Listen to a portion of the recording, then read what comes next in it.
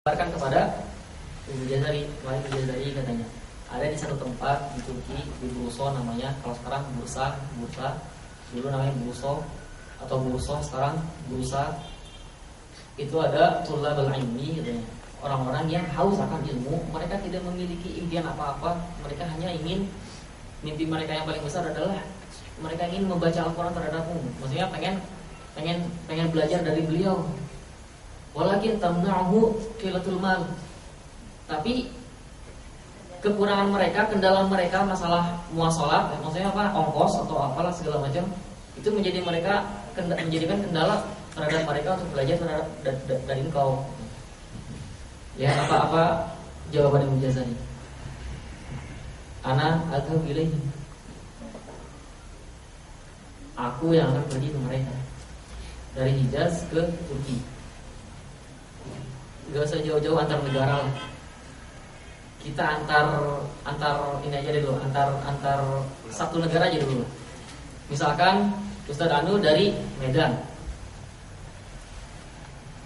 ada orang yang pengen belajar di Kalimantan misalkan. Kira-kira gimana? Antum pernah nggak ya coba atau bisa jawab sendiri dengan jujur?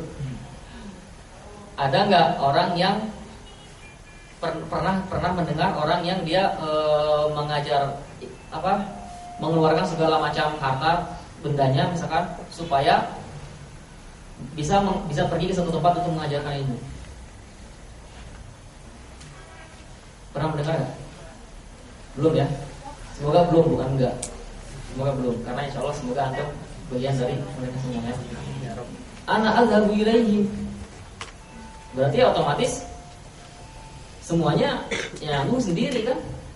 Nah kalau sekarang kan ketika ada undangan, nah, orang udah mikir kalau undangan pasti yang nanggung semua mereka kan. Ini beliau sudah mengatakan ana azhabu ilaihi. Baru setelah itu beliau melakukan perjalanan ke Turki. Kalau dalam sejarah dikatakan rutenya itu lewat laut menuju Mesir, dari Hijaz ke Mesir kan, lewat laut. Dari laut menuju ke setelah nyampe di Mesir mungkin di Suez atau di mana, lanjut ke Kairo, dari Kairo lanjut lagi ke Iskandaria, motong jalan Iskandaria. Mungkin kalau yang tahu peta bisa kebayang lah ya.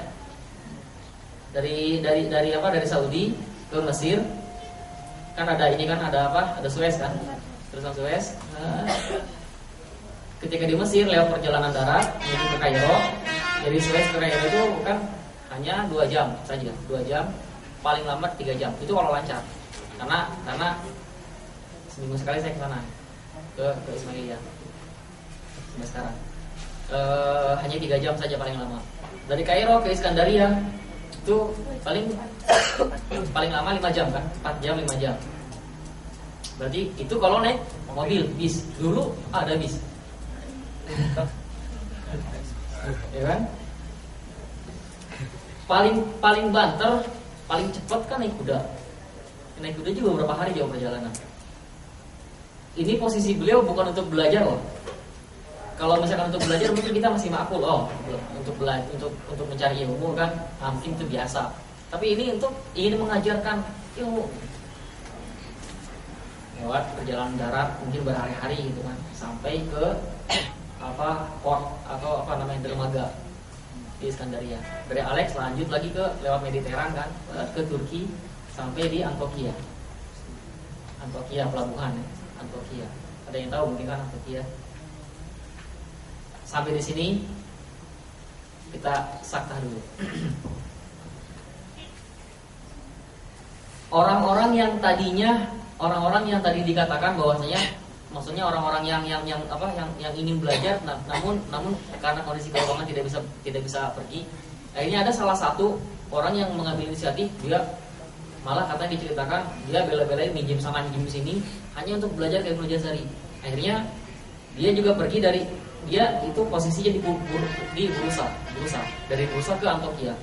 Satu orang itu tidak disebutkan di situ nama orangnya, pergi ke Antokia, kebayang lah ya, dari tengah daratan pergi ke dermaga dengan tujuan Jeddah.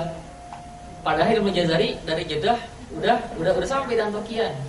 Nah, ketika ini mungkin salah satu istilahnya min fadlillah gitu kan. Ibnu Jazari sudah sampai di Antokia, orang tadi juga ingin melakukan perjalanan ke Jeddah lewat Antokia juga. Hingga sampai satu malam si Tilmi tersebut sholat, kan setelah sholat biasa kan ada orang yang di daerah tersebut ya akhirnya, wahai saudaraku, kamu gharib, kamu asing nih. Gimana lah antum misalkan pergi ke pelosok Mesir sendirian misalkan, kira-kira gimana orang-orang? Jadi artis kan semua. Oh, yang pernah ke rumah orang Mesir, yang di pelosok jadi artis ya, pada ngeliatin, yang ketawa ngalamin. Ya seperti itu, maksudnya gharib gitu. Padahal sama-sama manusia gitu, tapi syakal itu wajah beda, apalagi yang rambutnya kan kayak orang-orang Korengan kan, keren. Beda sendiri orang Mesir, mana ada rambut kayak gitu kan? Orang Mesir gimana rambutnya? Ribo semua. Ya nggak semua sih, kebanyakannya. Beda kan? Ya akhirnya engkau ribut. Saudaraku, engkau asing. Iya, saya memang asing. Akhirnya ayo ta'al, mungkin bahasa kitanya mari ke rumah saya, misalnya ya inilah kamu gitu kan, dari orang asing. Akhirnya sampai ke rumah orang tersebut. Ketika di rumah biasa kan, suguhi makanan, akhirnya ngobrol. Di antara perbincangan Sahibul Bait tersebut, laqad wasala ilaina al-alimu minal ulama Islam Ibnu Jazari. Ketika mendengar tersebut, si Thalib itu langsung kaget. Ibnu Jazari fi Antokia katanya. Wallahi la anam hatta aram. Sungguh aku tidak akan, malam ini aku tidak akan tidur sampai aku bisa bertemu dengannya. Kata saya berbaik, tenang, besok aja gimana? Wallahi la anam hatta aram. Enggak. Pokoknya saya tidak akan tidur sampai melihat. Akhirnya gimana lagi kan? Akhirnya nyari kabar, nyari informasi Ibnu Jazari di mana ini ya, Ibnu Jazari tinggalnya di mana, maksudnya di rumah siapa gitu. Sampai ketemu sama Ibnu Jazari. Ketika beliau ketemu sama Ibnu Jazari, ya diceritakan itu kan fariha farhan syadidan. Gimana lah orang yang laisa lahum amalun fid dunya illa an yaqra'u 'alaika. Mereka tidak memiliki impian yang paling besar melainkan bisa tilawah Al-Qur'an atau bisa membaca Al-Qur'an langsung dari Ibnu Jazari langsung. Ketika bertemu sama orang yang diidolakan selama ini, gimana sih kira-kira? Kan? Langsung gimana kan? Fariha farhan syadidan. Dari situ Ibnu Jazari yang tadinya mau langsung ke Bursa, hanya karena orang si Thalib tadi yang satu ini, Ibnu Jazari akhirnya tinggal dulu di situ sampai si Thalib itu selesai menghatamkan Al-Qur'an.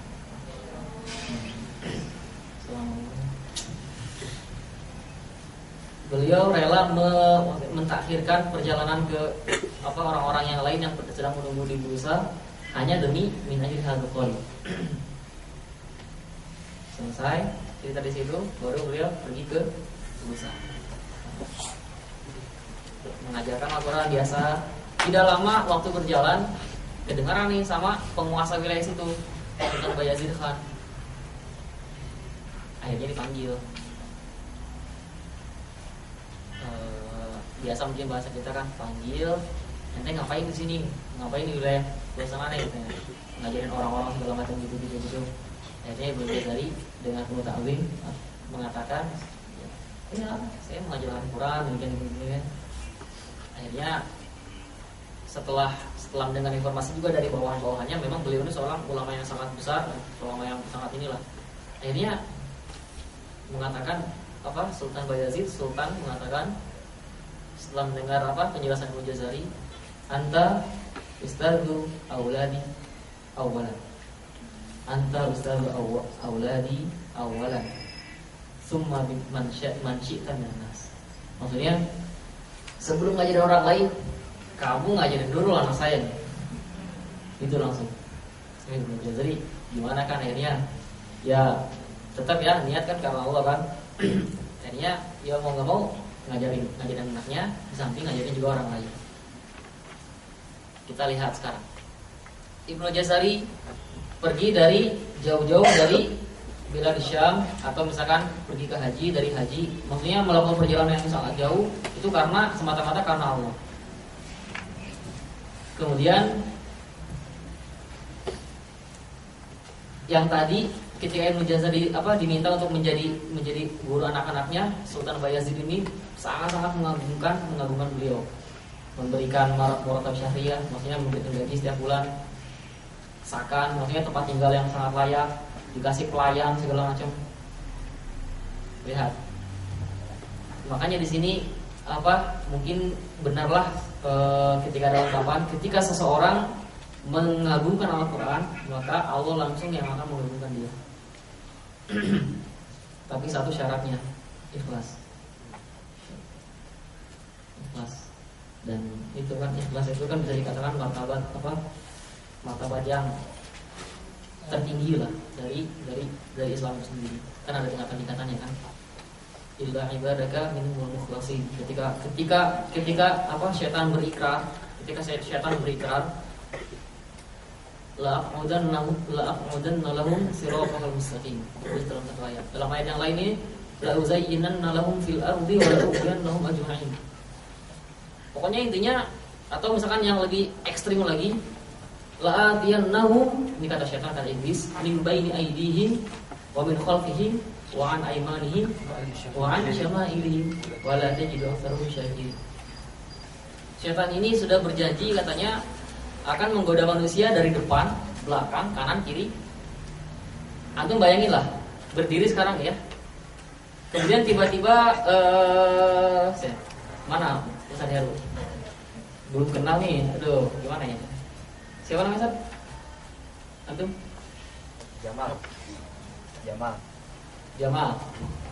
Jamal berdiri kan di sini. Tiba-tiba di depan ada Hanafi. Di samping ada siapa? Ada John, di samping kanan ada John, samping kiri ada Faris, di belakang ada, depan belakang kanan kiri dihalangin. Dia mau gerak kemana coba? Itulah gambaran setan. Dia gimana caranya supaya orang itu tidak melangkah ke arah kebaikan. Nah saya yakin, makanya ketika antum bisa sampai di sini itu luar biasa itu. Itu karena nikmat dari Allah Subhanahu wa taala. Itu lanjut yang tadi ya. Nah dalam ayat yang lain kata syaitan itu sendiri mengakui bahwasanya illa ibadaka minhumul mukhlasin. Namun aku maksudnya angkat tanganlah sama orang-orang yang ikhlas. Jadi orang ikhlas itu tidak masuk kategori orang yang kena gangguan syaitan. Nah sekarang ikhlas seperti apa? Mungkin juga cari tahu sendiri jawabannya. Kita tidak mempertanyakan hal itu. Kembali lagi ke Ibnu Jazari. Sampai di mana tadi? Turki ya. Oh iya. Nah, tidak lama kemudian bisa tadi ya ketika seseorang mengagungkan Al-Qur'an, maka Allah langsung yang akan mengagungkan orang tersebut. Maka jangan pernah khawatir, karena kan ahlul Qur'an itu kan dalam hadis dikatakan ahlul Qur'an hum ahlullah wa khassatuh, ya kan? Innalillahi ahlina minan nas. Qalu man ya Rasulullah? Qala ahlul Qur'an hum ahlullah wa khassatuh. Lihat, bahkan dikatakan ahlul Qur'an, ahlun itu kan kalau bahasa kitanya keluarga kan. Gimana coba itu? Mungkin ini ibarat saking dekatnya orang tersebut dengan Allah. Istilahnya ya gimana lah. Semuanya itu memang gimana lah keluarga Allah, ada yang misalkan ada yang mengganggu, otomatis backingnya siapa? Udah bukan backingnya manusia lagi atau setan lagi, tapi backingnya Allah langsung. Seperti itu. Maka lewat perantara Sultan Bayazid inilah Ibnu Jazari diagungkan. Gitu. Namun pada hakikatnya Allah yang mengagungkan Ibnu Jazari melalui perantara Sultan Bayazid. Santai sih, Komar. Ini dulu ya. Lanjut nggak ceritanya? Tidak. Tidak lama setelah itu, antum pernah dengar Timur Leng? Timur Leng ya. Dia Islam, tapi bengis yang kampung. Kalau baca sejarah Timur Leng, gimana dia menyusun ketika dia menaklukkan satu daerah, dia membangun sebuah piramida dari tengkorak manusia.